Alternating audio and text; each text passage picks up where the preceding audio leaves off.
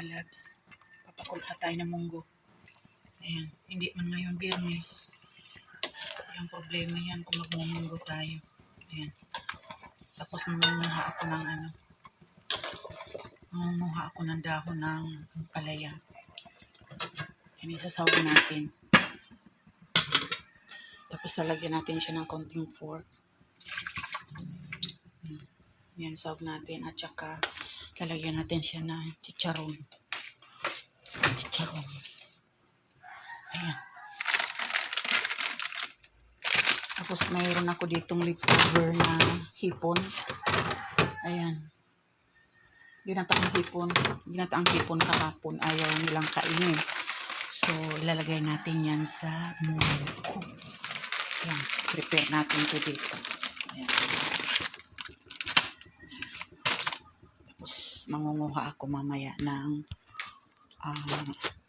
palaya. Dahon ng palaya. Medyo madilim pa kasi. Ayan. Medyo madilim pa. Ayan mga lalabs. Buhay nanay. Ito ang buhay ng isang nanay. Laging iniisip yung papauwi sa ayan, nanguha na tayo ng dahon ng ampalaya. Sinabunutan ko na yung ampalaya. Binitbit ko na dito kasi parang nag-aambon. Ayan, kahit magulang na ito mga lalabs, sila lagay ko ito. Sustansya to eh. Ayan. Ito yung lalagay natin sa munggo.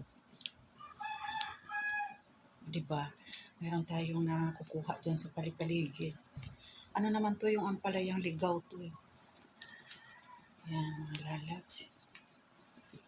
Nanahi ako eh. Marami akong tahi. Kaya lang, unahin ko muna to. Luto ng ulam. Ayan. Ayan, sinabunutan ko na yung puno ng Gumugulang na eh. Hindi na siya Pero okay lang yan. Medyo mapait-pait. Ayan. Bini. Ano naman? Aakit ka na naman dyan sa Ayan mga lalabs. Ayan, diba? So, mayroon na tayong dahon ng ampalaya.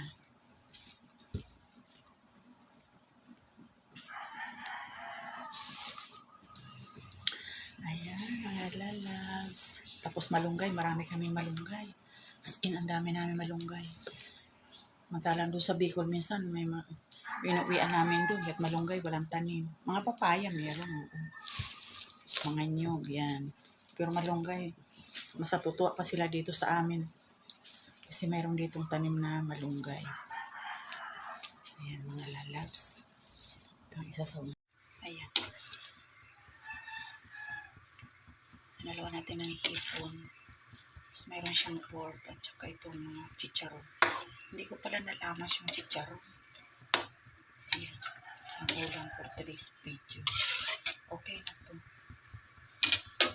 Ayan, pakukuluin na lang natin. Ayan, thank you so much for watching mga lalabs.